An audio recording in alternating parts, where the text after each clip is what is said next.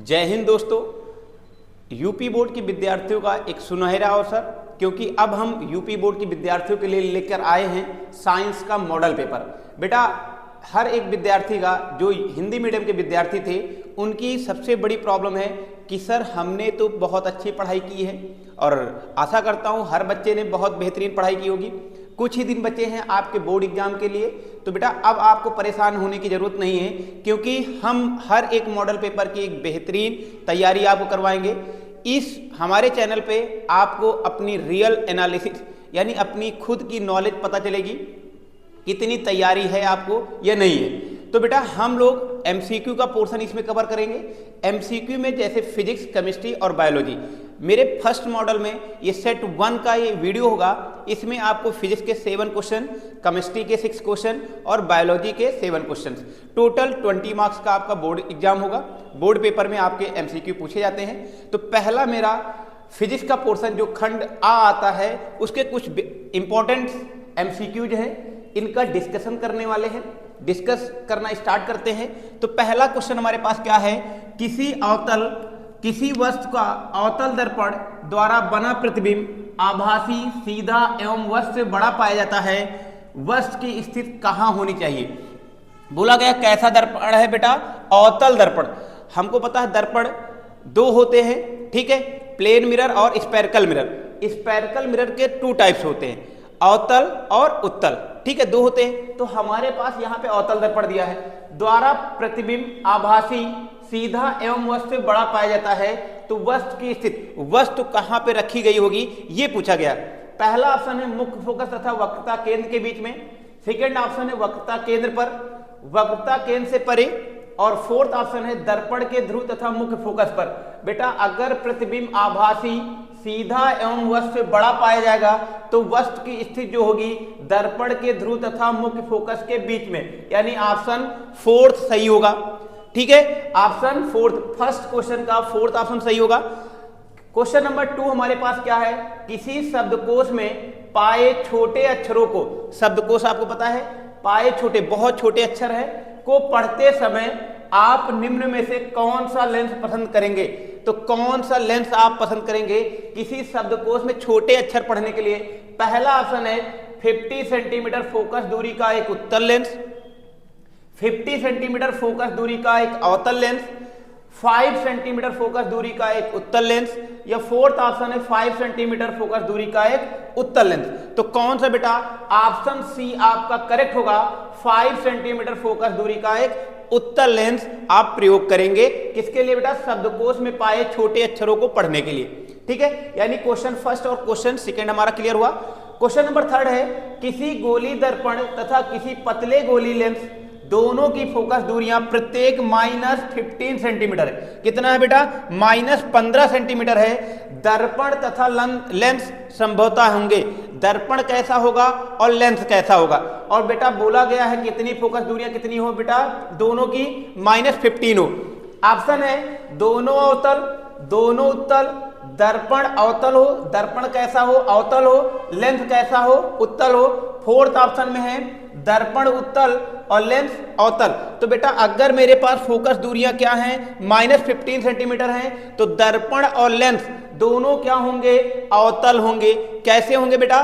दोनों अवतल होंगे। मोस्ट इंपॉर्टेंट क्वेश्चन है आपकी बोर्ड परीक्षा के लिए। क्वेश्चन नंबर 4 क्या है, मानव नेत्र के जिस भाग पर किसी वस्तु के प्रतिबिंब बनते हैं वह होती है। जो मानव नेत्र के जिस भाग पर वस्तु की प्रतिबिंब बनती है तो उसे क्या कहते हैं बेटा?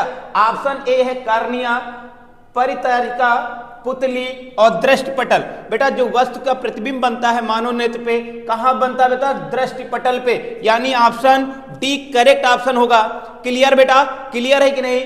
अब क्वेश्चन नंबर 5 देखते हैं, लघु परिपथ के समय परिपथ में विद्युत धारा का मान। अगर मेरे पास लघु परिपथ होगा तो आपको पता है जो परिपथ होता है क्या कहते हैं? लघु परिपथ के समय परिपथ में विद्युत धारा, आपको पता है विद्युत धारा के क्या गुण होते हैं? जितना परिपथ छोटा होगा धारा उतनी ज्यादा बढ़ेगी, उतनी ज्यादा तेज होगी। तो मेरे पास पहला है बहुत कम हो जाता है, परिवर्तित नहीं होता है, बहुत अधिक बढ़ जाता है, निरंतर परिवर्तित होता है। ऑप्शन सी होगा बेटा कि बहुत अधिक बढ़ जाता है। तो आपको पता होना चाहिए कि परिपथ जितना छोटा होगा, परिपथ जितना छोटा होगा, विद्युत धारा का मान उतना ज्यादा होगा, उतनी तेजी से वो बढ़ेगा। ठीक है, क्वेश्चन नंबर 6 क्या है? विद्युत धारा उत्पन्न करने की युक्त को कहते हैं, विद्युत धारा जिससे उत्पन्न की जाती है उस युक्त को क्या कहते हैं? ऑप्शन है पहला जनित्र, बी ऑप्शन है एमीटर, गैल्वेनोमीटर और मोटर। तो बेटा विद्युत धारा जो उत्पन्न होती है उस युक्त को कहते हैं जनित्र। क्या बोलते हैं? जनित्र बोलते हैं। और आज इसका फिजिक्स का लास्ट क्वेश्चन है, क्वेश्चन नंबर 7, किसी भी लेंस की क्षमता की इकाई होती है। तो देखो ये इतना इंपॉर्टेंट क्वेश्चन है, लेकिन हमने थोड़ा सा इसको अपडेट किया। इसमें आपको पता होना चाहिए लेंस की क्षमता की इकाई सबने रटा होगा डायोप्टर। क्या रटा होगा बेटा? डायोप्टर। यहां पे ऑप्शन है पहला ए मीटर, बी प्रति मीटर और सी मीटर प्रति सेकेंड और डी है इनमें से कोई नहीं। जल्दबाजी नहीं करना है आपको, मेरी बात फिर से कान खोल के सुनो, जल्दबाजी नहीं करना कि आपने पढ़ा है कि लेंस की क्षमता की इकाई क्या होती है? डायोप्टर होती है। तो यहां पे डायोप्टर नहीं मिला तो इनमें से कोई नहीं, टिक करके आ गए और खुश हो गए आप। ठीक है, बट बेटा होशियार हो जाओ, एग्जामिनर जो पेपर बनाता है तो बहुत सिस्टमैटिक बनाता है। तो यहां पे देखो एक ऑप्शन मेरे पास दिया प्रति मीटर, जो प्रति मीटर होता है वो इक्वल टू डायोप्टर के ही होता है। तो ऑप्शन बी यहां पे करेक्ट हो जाएगा। क्या हो जाएगा बेटा? बी प्रति मीटर। किसी भी लेंस की क्षमता की इकाई क्या होती है? डायोप्टर, या मैं इक्वल टू में प्रति मीटर कह दूं, क्योंकि हमारे पास फोकस क्या हो जाएगा? इनवर्स हो जाएगा। क्या हो जाएगा? Metre inverse. तो इसी को बोलते हैं प्रति मीटर। क्या बोलते हैं? प्रति मीटर। तो ऑप्शन बी करेक्ट होगा। तो ये हमारा फिजिक्स के पोर्शन थे 7 क्वेश्चन। चलते हैं हम लोग केमिस्ट्री के क्वेश्चन कुछ कर लेते हैं डिस्कस। बहुत ही तो हम लोग केमिस्ट्री इतने फिजिक्स के सारे पोर्शन पढ़ लिए। अब हम लोग आते हैं रसायन विज्ञान के। रसायन विज्ञान के 6 MCQ आएंगे, 6 MCQ आएंगे। तो देखो इंपॉर्टेंट MCQ ही हमारे इस लेक्चर में होंगे बेटा। तो ये मॉडल पेपर 1 है और सेट 1 के ही अंदर फिजिक्स, केमिस्ट्री और बायोलॉजी के तीनों पोर्शन के MCQ करवाएंगे और पूरा वीडियो जरूर देखें।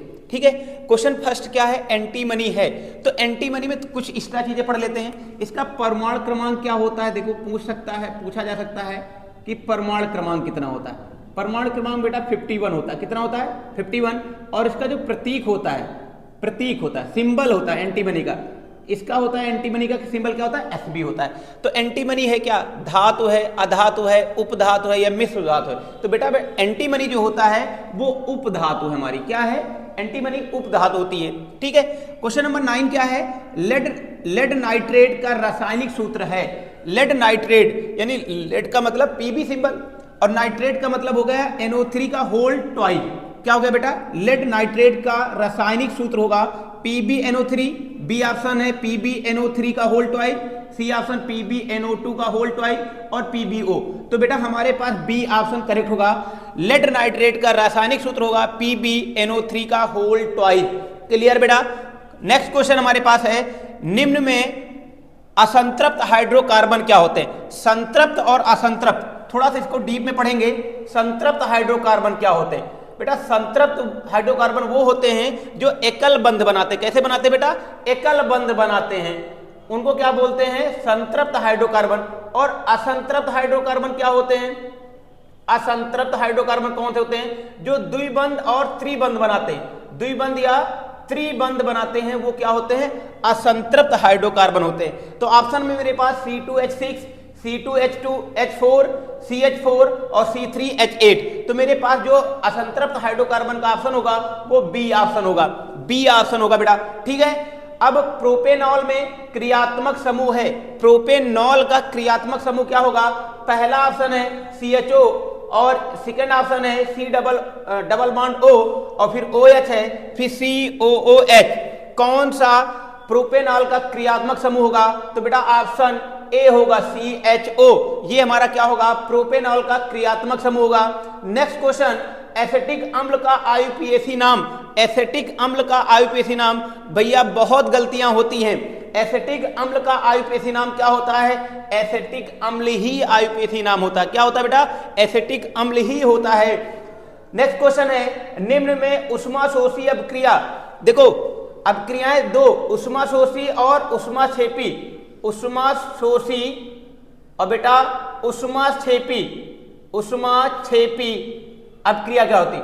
उष्माशोषी अपक्रिया वो होती है जिसमें उष्मा का अवशोषण होता है। क्या होता है? उष्मा का अवशोषण होता है बेटा। तो वो कैसी अपक्रिया होती है? उष्माशोषी अपक्रिया होती है। ठीक है, उष्माशोषी अपक्रिया कौन सी होती है? जिसमें ऐसी रासायनिक अपक्रियाएं जिसमें उष्मा का अवशोषण होता है, उष्माशोषी अपक्रिया कहलाती है। उष्माक्षेपी अपक्रिया क्या होती हैं? ऐसी रासायनिक अपक्रियाएं जिसमें उत्पादों के साथ उष्मा का क्या बेटा, जैसे हमारे पास उष्माक्षेपी और उष्माशोषी पता हो गई ना, दोनों बातें हमारी पास। तो यहाँ पे बोला गया है निम्न में उष्माशोषी अपक्रिया कौन सी है? पहला है देखा PCl5, क्या उत्पाद क्या देगी बेटा? PCl3 plus Cl2। सेकेंड है S प्लस O2, क्या रिजल्ट देगा हमको? SO2। 2H2 plus O2 result क्या देगा? 2H2O प्लस CO2 क्या देगा बेटा? इसमें देखो, इसमें भी उष्मा क्या हो रही? उत्सर्जित हो रही। ठीक है ना। अब हमको पूछा क्या गया था? उष्माशोषी में से चारों में से कौन सा ऑप्शन होगा? पहला ऑप्शन होगा बेटा, first option PCl5 PCl3 plus Cl2। ये क्या है? उष्माशोषी अपक्रिया। उष्मा का इस अपक्रिया में उष्मा का अवशोषण होता है। ठीक है ना, समझ में आया बेटा? उष्माशोषी और उष्माक्षेपी दोनों अपक्रिया समझ में आई। ठीक है, अब कोई दिक्कत होगी? सारे क्वेश्चन में कोई प्रॉब्लम होगी? सबके सब क्वेश्चन बहुत बेहतरीन क्वेश्चन थे। अब हम चलते हैं नेक्स्ट बायोलॉजी पोर्शन में कि बायोलॉजी के जीव विज्ञान में कौन से इंपॉर्टेंट क्वेश्चन हैं। चलते हैं नेक्स्ट टॉपिक पे। फिजिक्स के भौतिक विज्ञान और रसायन विज्ञान के MCQ महत्वपूर्ण प्रश्न पढ़ लिए हैं। अब देखो इसमें पहला क्वेश्चन क्या है जीव विज्ञान का? वृक्कों का कार्य होता है, जो वृक्क यानी किडनी का कार्य क्या होता है? श्वसन ए ऑप्शन, बी प्रजनन, उत्सर्जन और पाचन। बेटा वृक्कों का कार्य होता है उत्सर्जन का। क्या होता है बेटा? उत्सर्जन, यानी सी ऑप्शन आपका ये करेक्ट होगा। नेक्स्ट क्वेश्चन है, निम्न में से कौन सा एक मानव में मादा जनन तंत्र का भाग नहीं है? मादा में कौन सा भाग नहीं होता है?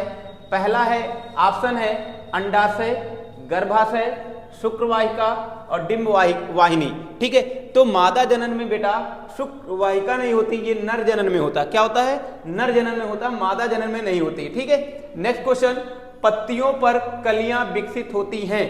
ठीक है, पत्तियों पर कलियां विकसित होती हैं पुदीना पे, आलू में, ब्रायोफिल्म में, इन सभी में। तो बेटा जो पत्तियों पे कलियां विकसित होती हैं वो किस में होती हैं? ब्रायोफिल्म में होती हैं। पुदीना में नहीं होती हैं, आलू में नहीं होती हैं, किस में होती हैं? ब्रायोफिल्म में होती हैं। नेक्स्ट क्वेश्चन हमारे पास आनुवांशिक विज्ञान के जनक है। आनुवांशिक विज्ञान के जनक कौन है? पहला ऑप्शन है H.J. मुलर, बी ऑप्शन है Charles Darwin, C option Gregor John Mendel और डी ऑप्शन है J.D. वाटसन। तो बेटा आनुवांशिक विज्ञान के जो जनक हैं वो ग्रेगर जॉन मेंडल हैं। कौन है? ग्रेगर जॉन मेंडल हैं। और क्वेश्चन नंबर 18 हमारे पास है, दो डीएनए तंतु आपस में जुड़े होते हैं। तो बेटा डीएनए तंतु आपस में जुड़े होते हैं पेप्टाइड बंध द्वारा, सहसंयोजी बंध द्वारा, ग्लाइकोसिडिक बंध द्वारा, हाइड्रोजन बंध द्वारा। बेटा डीएनए तंतु जो आपस में जुड़े होते हैं, दो डीएनए तंतु जो आपस में जुड़े होते हैं बेटा हाइड्रोजन बंध द्वारा जुड़े होते हैं। किसके द्वारा? हाइड्रोजन बंध द्वारा। और क्वेश्चन नंबर 19 हमारे पास क्या है? मुकुलन द्वारा प्रजनन होता है। मुकुलन द्वारा प्रजनन होता है किसमें? ऑप्शन है हाइड्रा में, केचुआ में, तिलचट्टा में, कबूतर में। तो बेटा मुकुलन द्वारा जो प्रजनन होता है बेटा वो हाइड्रा में होता है। किसमें होता है?